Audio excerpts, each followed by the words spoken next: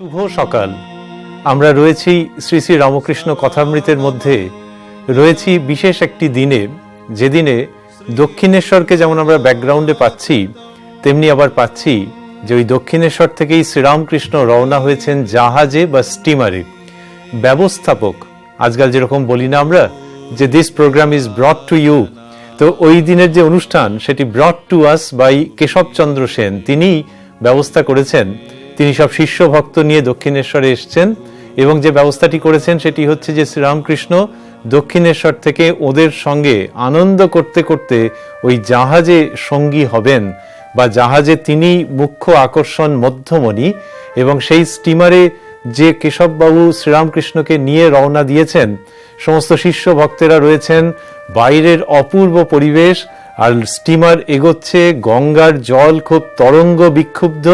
আমরা আগের অনুষ্ঠানে এই সব শুনেছি, আর শুনেছি যে ওই পরিবেশের মধ্যে, ওই একটা ডায়নামিক ফ্রেমের মধ্যে শ্রীরামকৃষ্ণ কি চমৎকার করে ধর্ম প্রসঙ্গ করছিলেন। জাহাজের একটা কেবিন ঘরে বসে তিনি কথা বলছেন, আর মনে হচ্ছে যেন শুধু কেবিন ঘরের মধ্যেই তার কথাগুলো সীমাবদ্ধ নেই। তিনি মাইক্রোফোনে মাইকে বলছিলেন না, কোনো মাউথপিস ছিল না, কিন্তু যা তিনি বলছেন সেটা কালকে অতিক্রম করে এখনো পর্যন্ত আমাদের কাছে যেভাবে পৌঁছচ্ছে, মনে হচ্ছে যে তিনি যদিও 27শে অক্টোবর কথা বলছিলেন, তিনি যদিও স্টিমারের ওপরে বসে কথা বলছিলেন, কিন্তু সেই স্টিমার চলমান ছিল এবং ওই বাণী খুব চলমান। সেটি সেই দিনকে, সেই সময়কে অতিক্রম করে আজকে এই 2019-এও আমাদেরকে স্পর্শ করছে, অনুপ্রাণিত করছে, উজ্জীবিত করছে। আমরা এই অনুষ্ঠানে যতটা শুনে এসেছিলাম সেটা হচ্ছে যে শ্রীরামকৃষ্ণ কালী এবং ব্রহ্ম এই প্রসঙ্গের কথা বলছিলেন এবং অনুপম ভঙ্গিতে ছোট ছোট করে ব্যাখ্যা করে দিচ্ছিলেন। তিনি বলেছিলেন কালী ব্রহ্ম, ব্রহ্মই কালী। এই পর্যন্ত আমরা শুনেছিলাম। তার পরের জায়গার থেকে আজকের দিনের প্রসঙ্গে আমরা ঢুকছি, আজকের আলোচনায় আমরা ঢুকছি। দেখছি যে মাস্টারমশাই লিখেছেন যে কেশববাবু কথা বলছেন এবং কেশববাবু সহাস্যে শ্রীরামকৃষ্ণকে জিজ্ঞেস করছেন। তো মাস্টারমশাই লিখছেন কেশব, ব্র্যাকেটে লিখেছেন সহাস্যে। কি বললেন কেশববাবু? বললেন কালী কতভাবে লীলা করছেন সেই কথাগুলি একবার বলুন। তো এইটি কেশববাবু হাসতে হাসতে বলছেন। কেশবচন্দ্র সেনের ছবি আমরা দেখেছি, আপনারা এই অনুষ্ঠানে আগে স্ক্রিনে দেখেছেন কেশবচন্দ্র সেন। দেখলেই বোঝা যায় যে একজন সিরিয়াস মানুষ, একজন ব্যক্তিত্বপূর্ণ সিরিয়াস মানুষ, কিন্তু কথামৃততে দেখছি যে তিনি সহাস্যে বলছেন, হাসতে হাসতে শ্রীরামকৃষ্ণকে জিজ্ঞেস করছেন। তো আমরা একটা স্টিল ফ্রেমে তাকে একরকম ভাবে দেখছি, তার মানে কি তিনি কখনো হাসেননি? তা তো নয়। কিন্তু এখানে যে তিনি সহাস্যে বলছেন, এর একটা অন্য রকমের কারণ থাকতে পারে। সেটা হলো কেশববাবু তো ব্রাহ্ম সমাজের একজন নেতা ছিলেন, লিডার ছিলেন। এই যে ব্রাহ্ম সমাজ, সেখানে তারা ব্রহ্মের কথা বলেন, তারা ঠিক সাকার দেবদেবীর কথা বলেন না। তারা নিরাকার নির্গুণ বা নিরাকার সগুণ ঈশ্বরের কথা বলেন। এগুলি টেকনিক্যাল জায়গা, কিন্তু তখনকার ব্রাহ্ম সমাজ, তখনকার মানুষের ধর্ম উপাসনার সঙ্গে খুব খুব যুক্ত। তা কেশববাবু যে সমাজের নেতা এবং তার যারা অনুগামী, তারা ঠিক ওই মূর্তি নিয়ে চিন্তা ভাবনা করেন না, ওটা লাইক করেন না। কিন্তু দেখা যাচ্ছে যে কেশবচন্দ্র সেন মহাশয়, তিনি একজন স্টলওয়ার্ড, একালের ভাষায় বলতে গেলে একজন বিদ্বজ্জন। তিনি শ্রীরামকৃষ্ণের প্রভাবে এসে, শ্রীরামকৃষ্ণের অমৃত কথা শুনে এতই মুগ্ধ হয়ে গেছেন যে ঠাকুর শ্রীরামকৃষ্ণ যেভাবে যেভাবে ধর্মকে ভেবেছেন, যেভাবে যেভাবে ধর্মকে পরিবেশন করেছেন, যেভাবে যেভাবে ধর্মকে আস্বাদন করতে শিখিয়েছেন, সেগুলো কেশববাবুর খুব ভালো লেগেছে। তো এখানে যখন তিনি সহাস্যে জিজ্ঞেস করছেন, এই হাসির ব্যাখ্যা আমরা করতে পারবো না, কিন্তু কতকটা মনে হয় যে আমি একটা ব্রাহ্ম সমাজের লিডার, আমি একটা অর্গানাইজেশনের মাথা, আমি এক ধরনের কথা অফিসিয়ালি বলি, কিন্তু শুনুন, ফ্র্যাঙ্কলি আপনাকে বলছি, ওই যে কালী কতভাবে লীলা করছেন, এগুলো আমার শুনতে খুব ভালো লাগে, সেই কথাগুলি একবার বলুন। ফলে কেশবচন্দ্র সেনের যে হাসি, সেটা হচ্ছে একটা সুইট ডিপার্চার। উনি অফিসিয়ালি যে প্রসঙ্গ করেন, ওই নিরাকার সগুণ ঈশ্বর, এইখান থেকে সাকার সগুণ দেবী, সেই মা কালীর কথা বলতে চাইছেন তিনি, এবং শ্রীরামকৃষ্ণের কাছে সেটি উত্থাপন করছেন। আর কি বললেন? বললেন যে কালী কতভাবে লীলা করছেন সেই কথাগুলি একবার বলুন। তো তার মানে যে কালী কতভাবে লীলা করছেন আমরা যখন দর্শক শ্রোতাদের সঙ্গে আজকের অনুষ্ঠান শুনছি ভাবছি, তখন মনে হচ্ছে যে কালী কতভাবে লীলা করছেন এইটা কেশববাবু শুনেছেন শ্রীরামকৃষ্ণের কাছে। কথার ভঙ্গি থেকে মনে হচ্ছে যে শ্রীরামকৃষ্ণের কাছে আগে শুনেছেন, কিন্তু আজকে আবার শুনতে ভালো লাগছে এবং শিষ্য ভক্তদের শোনাতে চাইছেন। This is very wonderful. কেন না, যিনি একটা প্রতিষ্ঠানকে চালাচ্ছেন তিনি একটু অফবিট কথা আরেকজনের কাছ থেকে শুনতে চাইছেন এবং শিষ্যদের শোনাতে চাইছেন। আমরা সাধারণত কি করি, যে আমাদের যদি কেউ অনুগামী থাকে তাদেরকে আমরা নিজেদের কথাগুলোই বলি, আর অন্য কারোর কাছে আমার যদি কিছু শেখবার থাকে তাহলে আমি একটু আড়ালে আবডালে হয়তো যাই, গিয়ে তার কাছে শিখে আসি, কিন্তু শিষ্য ভক্তদের কাছে সেটা এক্সপোজ করি না।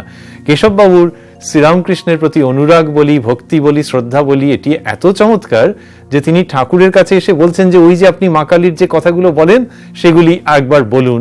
এইরকম ভাবে কেশববাবু খুব খুব সুন্দরভাবে, খুব মিষ্টিভাবে শ্রীরামকৃষ্ণের কাছে এটি জানতে চাইছেন যে সেই কথাগুলি একবার বলুন।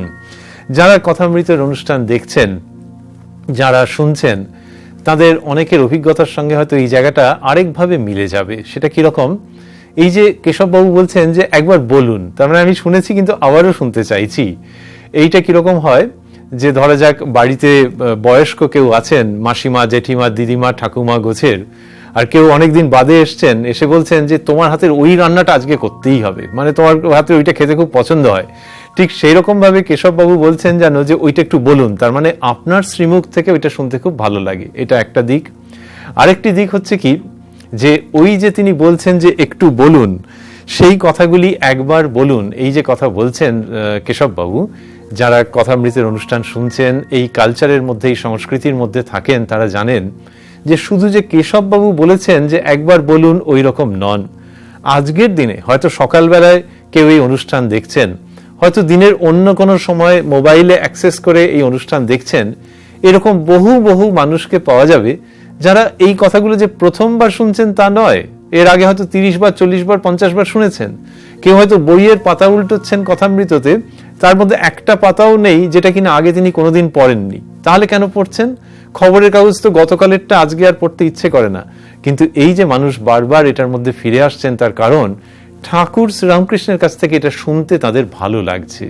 অতএব কথামৃতের মধ্যে আমরা কেশববাবুকে একটু আমাদের সঙ্গীর মতো করে পাচ্ছি, যিনি কিনা বললেন যে ওই মা কালী কতভাবে লীলা করছেন সেই কথাগুলি একটু বলুন, সেই কথাগুলি একবার বলুন।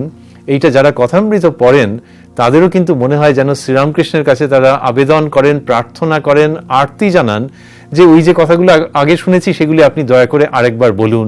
এবং কথামৃত খোলা মানে এই টিভির অনুষ্ঠানের সম্মুখীন হওয়ার মানে, বা এই ধরনের অন্য কোনো অভিজ্ঞতার সম্মুখীন হওয়া মানে শ্রীরামকৃষ্ণ আবার বলছেন। এটি একালে একটি চমৎকার ঘটনা, যে যেটা 1882-তে ঘটে গেছে। মানুষজন চাইছেন যে শ্রীরামকৃষ্ণ আবারও বলুন এবং যেন তার কাছ থেকে আবারও শুনে ভেতরটাকে পরিপূর্ণ করে নিতে চাইছেন। তো আমরা যেখানে রয়েছি, কেশববাবু যখন এরকম সুন্দর করে শ্রীরামকৃষ্ণের কাছে আবেদন করলেন, তখন ঠাকুর শ্রীরামকৃষ্ণ বলছেন যে সহাস্যে, ঠাকুর সহাস্যে বলছেন, কি বলছেন, যে তিনি নানাভাবে লীলা করছেন। এইটি শ্রীরামকৃষ্ণ বলছেন যে তিনি নানাভাবে লীলা করছেন। তিনি মহাকালী, নিত্যকালী, শ্মশানকালী, রক্ষাকালী, শ্যামাকালী। যদি প্রথম দিকটাতে ফিরি, ঠাকুর শ্রীরামকৃষ্ণ সহাস্যে বললেন। এই কি খুব চমৎকার যে কেশববাবু হাসতে হাসতে জিজ্ঞেস করেছেন, ঠাকুরও সহাস্যে বলছেন। আমরা যদি কোনো একটা কলেজে গিয়ে বা কোনো একটা ইউনিভার্সিটিতে গিয়ে একটা ক্লাসে ঢুকে পড়ি, দর্শনের ক্লাসে, বা আমরা যদি দূর থেকে দেখি যে কেউ পড়াচ্ছেন, তাহলে কিন্তু সাধারণত ওই সহাস্য মুখ হয়তো দেখতে পাওয়া যাবে না। যিনি বলছেন তিনি বেশ সিরিয়াসলি বলছেন, যারা শুনছেন তারাও সিরিয়াসলি শুনছেন আর ভাবছেন যে পরীক্ষার জন্য চটপট চটপট করে নোট নিতে হবে, পুরো একটা সিরিয়াসনেসের বাতাবরণ থাকে। কিন্তু শ্রীরামকৃষ্ণ যখন দর্শনের কথা বলছেন, যিনি জিজ্ঞেস করেছেন উনিও হাসি মুখে করেছেন, আর যিনি উত্তর দিচ্ছেন তিনিও সহাস্যে। কি বললেন? বললেন তিনি নানাভাবে লীলা করছেন। তিনি মহাকালী, নিত্যকালী, শ্মশানকালী, রক্ষাকালী, শ্যামাকালী। এই কথা শ্রীরামকৃষ্ণ বলছেন। বলতে বলতে তিনি এই প্রসঙ্গের মধ্যে আরো আরো ঢুকবেন, বলবেন যে মহাকালী, নিত্যকালীর কথা তন্ত্রে আছে।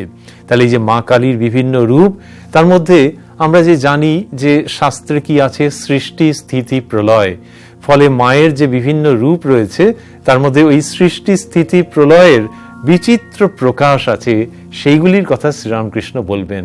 আমরা ভাবছি যে স্টিমার কোথায় যেন ছিল, স্টিমার ছিল দক্ষিণেশ্বরে। কোন দক্ষিণেশ্বর? যেখানে মা ভবতারিণীর মন্দির। আর এইটি ভাবতে খুব ভালো লাগছে যে গঙ্গার ওই অল্প অল্প ঢেউ, তার মধ্যে দিয়ে স্টিমার এগোচ্ছে এবং শ্রীরামকৃষ্ণ মা কালীর প্রসঙ্গ বলছেন। তাই আবারও মনে হচ্ছে যে ওই ঢেউয়ের তালে তালে, ওই তরঙ্গ স্পন্দনের সঙ্গে সঙ্গে শ্রীরামকৃষ্ণের বার্তা যেন এগিয়ে যাচ্ছে। তিনি দক্ষিণেশ্বরে পূজারী ছিলেন, মা কালীর পুজো করেছেন। তো এই মা কালীর পুজো করেছেন যে শ্রীরামকৃষ্ণ, মা কালীকে যিনি ভালোবেসেছেন, মা কালীর কাছে যিনি নিজেকে নিজের সর্বস্ব দিয়ে দিয়েছেন, সেই শ্রীরামকৃষ্ণ স্টিমারের উপরে বসে মায়ের লীলার কথা বলছেন এবং ওই তরঙ্গের সঙ্গে সঙ্গে স্টিমার এগোচ্ছে, ওই প্রসঙ্গগুলো এগোচ্ছে এবং স্টিমার যেমন গন্তব্যের দিকে যাচ্ছে, ওই প্রসঙ্গগুলো আমাদের কাছে আসছে। সুতরাং এই গঙ্গার তরঙ্গকে আমরা মনে মনে একটু ভাবতে থাকবো, আর তার মধ্যে দিয়ে শ্রীরামকৃষ্ণের কথাগুলি যেরকম স্বচ্ছন্দে ভেসে ভেসে আমাদের কাছে আসছে, সেই পরিবেশ, সেই আমেজ, সেই মাইন্ডসেট, সেই অ্যাম্বিয়েন্সকে উপভোগ করতে থাকবো, শিখবো, জানবো, শুনবো মা কালীর কথা। কেশবচন্দ্র সেন কতকটা বাচ্চা ছেলেরা যেরকম বাবা মায়ের কাছে আবদার করে যাচ্ছে ওই গল্পটা বলো, সিনিয়র মানুষ কেশবচন্দ্র সেন, ভেটারান মানুষ, তিনি কতকটা সেই রকম ভঙ্গিতে শ্রীরামকৃষ্ণের কাছে যেন খুব আদরের সঙ্গে প্রার্থনা করেছেন যে ওই মা কালী কত রকম ভাবে লীলা করছেন সেই কথাগুলো আপনি বলুন একটু দয়া করে, এরকম ভাবে বলেছেন কেশববাবু। আর তার উত্তরে শ্রীরামকৃষ্ণ যা বলছেন আমরা সেটা শুরু করেছিলাম বিরতির আগে। বিরতির পর সেইখান থেকে আমরা ঢুকছি। শ্রীরামকৃষ্ণ বলছেন তিনি মহাকালী, নিত্যকালী, শ্মশানকালী, রক্ষাকালী, শ্যামাকালী, এই বলে ব্যাখ্যা করছেন। এবার কি বলছেন? বলছেন মহাকালী, নিত্যকালীর কথা তন্ত্রে আছে। যখন সৃষ্টি হয় নাই, চন্দ্র, সূর্য, গ্রহ, পৃথিবী ছিল না, নিবিড় আধার, তখন কেবল মা নিরাকারা মহাকালী মহাকালের সঙ্গে বিরাজ করছিলেন। এর প্রথমটাতে আমরা যাব। কি সুন্দর করে বললেন যে ওই মহাকালী এবং নিত্যকালীর কথা বলে বলছেন যে এই প্রসঙ্গ তন্ত্রে রয়েছে এবং সেখানে বলছেন যে যখন সৃষ্টি হয়নি। এইসব কথা বেদের মধ্যে রয়েছে অন্যভাবে, যে যখন এই সৃষ্টি বিকশিত হয়নি, বাইরে প্রকাশিত হয়নি, শ্রীরামকৃষ্ণ বলছেন চন্দ্র, সূর্য, গ্রহ, পৃথিবী ছিল না, নিবিড় আধার। তো এই সবগুলি আমাদের শাস্ত্রের মধ্যে রয়েছে। এমন সুন্দর সুন্দর সব বর্ণনা রয়েছে যে যেন আধার, এবং আধারকেও ঢেকে রেখেছে আধার, ডার্কনেসকে ঢেকে রেখেছে ডার্কনেস। এরকম সুন্দর কবিত্বপূর্ণ ইঙ্গিত যুক্ত ভাষা ব্যবহার করা হয়েছে। তো শ্রীরামকৃষ্ণ বলছেন নিবিড় আধার, অর্থাৎ সৃষ্টি তখনও বাইরে প্রকাশিত হয়নি, কিন্তু সৃষ্টির সম্ভাবনা রয়েছে। সেখানে মাকে পাচ্ছি। ওই যে আমরা বিরতির আগে শুনছিলাম যে সৃষ্টি, স্থিতি, প্রলয় সবেতেই তিনি। তো এই সৃষ্টির আগের যে অবস্থা, ওই যে সৃষ্টি ম্যানিফেস্টেড হচ্ছে, বিকশিত হচ্ছে, তার ঠিক আগের অবস্থা শ্রীরামকৃষ্ণ বর্ণনা করছেন। করে বললেন তখন কেবল মা নিরাকারা মহাকালী মহাকালের সঙ্গে বিরাজ করছিলেন। অদ্ভুত ভাষা। এই তন্ত্রের প্রসঙ্গ কিন্তু শ্রীরামকৃষ্ণ খুব আধুনিক কবিত্বপূর্ণ শৈলীতে সেটিকে উপস্থাপন করছেন। বললেন তখন কেবল মা নিরাকারা। আমরা বুঝতে পারছি যে কেশববাবু এবং তার সঙ্গীদের কেন এইসব কথা শুনতে ভালো লাগছিল। তার কারণ শ্রীরামকৃষ্ণ যা বলছেন এর মধ্যে অদ্ভুত কন্ট্রাস্ট রয়েছে। একটা ছবি যেমন ঠিক ঠিক কন্ট্রাস্ট হলে জীবন্ত হয়ে দেখা দেয়, শ্রীরামকৃষ্ণ সেরকম কন্ট্রাস্ট রচনা করে এই ছবিটিকে ফোটাচ্ছেন। বলছেন মা নিরাকারা। এর মধ্যে কন্ট্রাস্ট কোথায় আছে সেটা যারা শুনছেন তাদের হয়তো ইতোমধ্যেই মনে হয়েছে। সেটি হলো নিরাকারা যদি বলি তার তো কোনো আকার নেই, তাহলে তিনি নারী না পুরুষ কিছু তো বুঝতে পারার কথা নয়। কিন্তু শ্রীরামকৃষ্ণ বলছেন তখন কেবল মা নিরাকারা। ভারী চমৎকার বর্ণনা। যারা তন্ত্র দেখেছেন, যারা তন্ত্র দেখেননি, সকলের কাছেই খুব ভালো লাগার এবং শিক্ষার নিশ্চয়ই। কিরকম না, নিরাকারা, যখন সৃষ্টি বিকশিত হয়নি, সৃষ্টি মূর্ত হয়নি, তখন নিরাকারা, কিন্তু তিনি মা। এইটি বলছেন শ্রীরামকৃষ্ণ যে মা নিরাকারা। ওই যে বললেন নিত্যকালী, রক্ষাকালী, এই যে সব বলছিলেন সৃষ্টির প্রথমের যে অবস্থা সেইটির কথা যখন বলছেন, এবং সেখানে মহাকালী নিত্যকালীর প্রসঙ্গ যখন এসছে তখন বলছেন এই সৃষ্টির গোড়ায় মা নিরাকারা। ভাবটা কিরকম যে কারুর নিজের মা, ধরা যাক এই আমরা যেমন আলোয় বসে কথা বলছি আর সকলে দেখতে পাচ্ছেন স্ক্রিনে, এরকমটা নয়। ধরা যাক যে কারুর মা, তাকে আলোর মধ্যে দেখলে তো হ্যাঁ মা বসে কথা বলছেন, কিন্তু অন্ধকারের মধ্যে মা হয়তো ঘরে ঢুকছেন বা ঘর থেকে বেরোচ্ছেন বা কোথাও একটা রয়েছেন, কিন্তু অন্ধকারের মধ্যে তখন একটা রূপ কোনো রকমে যেন কোনো রকমে দেখা যাচ্ছে, কিন্তু বোঝা যাচ্ছে যে হ্যাঁ আমার মা। ওই যে মা নিরাকারা, যে একেবারে পরিষ্কার করে বুঝতে পারা যাচ্ছে না যে তিনি কি রঙের শাড়ি পরেছেন, তাকে পরিষ্কার করে বুঝতে পারা যাচ্ছে না, কিন্তু আমার মা যে তাতে কোনো ভুল নেই।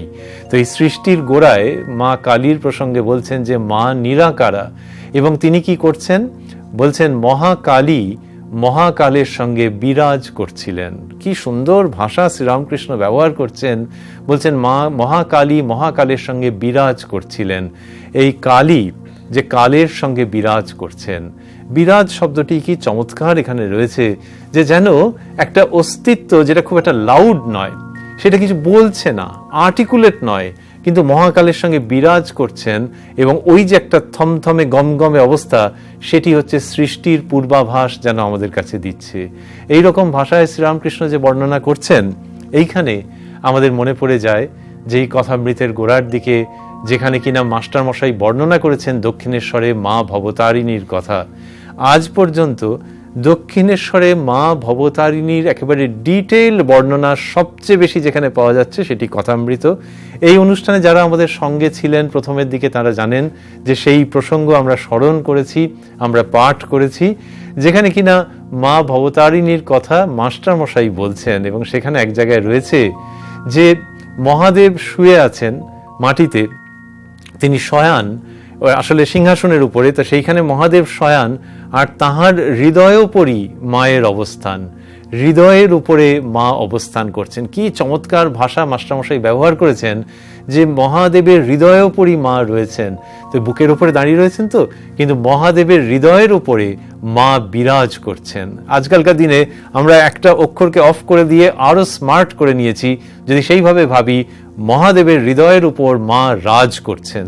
তো সেইটি মাস্টারমশাই সেই ভঙ্গি আমাদের কাছে এনে দিয়েছেন, এবং সেটি হচ্ছে কখন, ওই ঠিক সৃষ্টি যখন হবে, সৃষ্টি যখন বিকশিত হবে, মূর্ত হবে, তার ঠিক আগের অবস্থা এইটির কথা বলছেন, যেখানে কিনা তিনি মহাকালী এবং নিত্যকালীর কথা বললেন। তারপরে বলছেন শ্যামাকালীর অনেকটা কোমল ভাব, বললেন শ্যামাকালীর অনেকটা কোমল ভাব, বরাভয় দায়িনী, গৃহস্থ বাড়িতে তাঁরই পূজা হয়।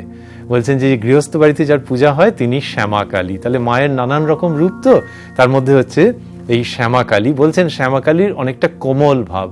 কোমল ভাব কোথা থেকে এলো, যে আগের যে মায়ের ওই নিরাকার যে ভাবটা আছে, ওর মধ্যে একটা যেন গুরুত্ব রয়েছে, একটা গ্ল্যামার রয়েছে।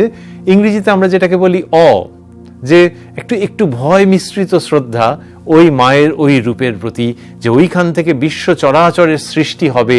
তাহলে ওই মা বলছি বটে, তিনি যে সে নন, সুতরাং সেখানে একটু ভয় মিশ্রিত শ্রদ্ধার ভাব রয়েছে। তারপরেই শ্রীরামকৃষ্ণ আসছেন শ্যামাকালীর প্রসঙ্গে।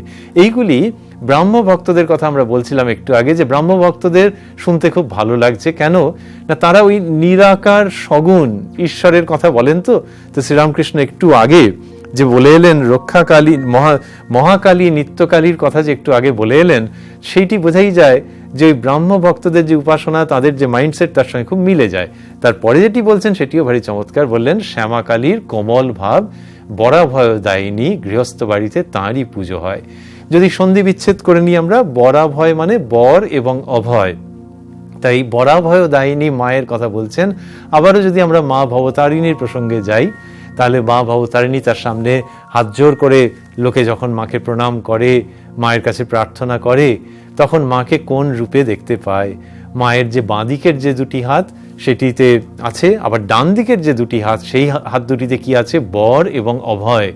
একটি হাতে বর আর একটি হাতে অভয়। তো ওই শ্যামাকালী বলছেন যে তিনি বরাভয় দায়িনী, অর্থাৎ ওই যে দুটি অ্যাসপেক্ট, যে বর এবং অভয়, তাহলে জীবের যে মনের আরতি সেটি তিনি মেটাচ্ছেন এবং জীবকে অভয় দিচ্ছেন। এই যে বরাভয় দায়িনী শ্যামাকালী, শ্রীরামকৃষ্ণ বলছেন যে গৃহস্থ বাড়িতে তাঁরই পূজা হয়।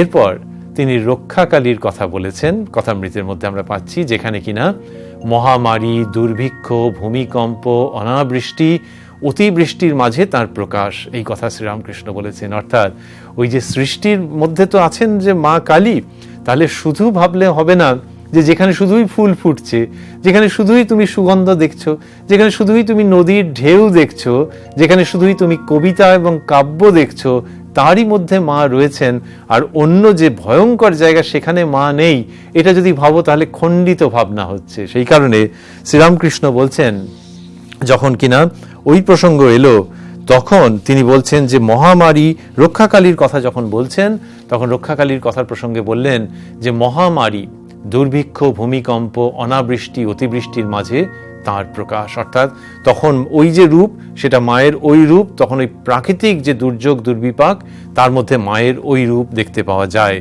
এরপরে তিনি বললেন শ্মশান কালী, বলছেন শ্মশান কালীর সংহার মূর্তি, সব শিবা, ডাকিনী, যোগিনী মধ্যে শ্মশানের উপর থাকেন, রুধির ধারা, গলায় মুন্ডমালা, কোটিতে নরহস্তের কোমরবন্ধ।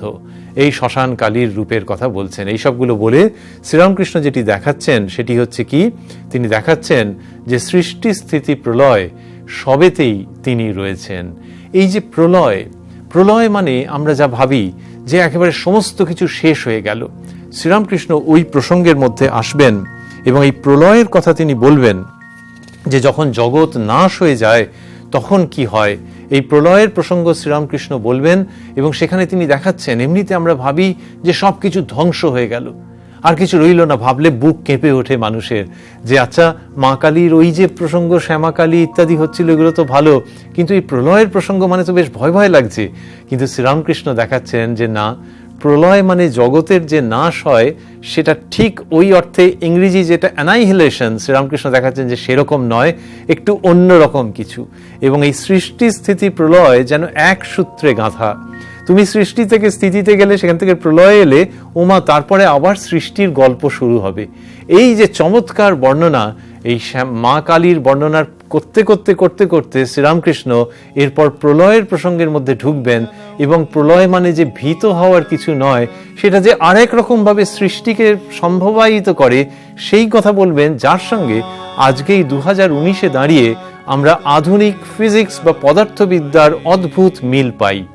সেই শ্রীরামকৃষ্ণ, সেই গঙ্গাবক্ষে স্টিমার, সেই কেবিন ঘর, সেই মা কালীর কথা, সেই প্রলয়ের কথা এবং প্রলয় থেকে নতুন সৃষ্টির সম্ভাবনা এবং স্বপ্নের কথা, এই সব কিছুর মধ্যে আমরা থাকব যখন ফিরব আপনাদেরই সঙ্গে পরবর্তী দিনের অনুষ্ঠান।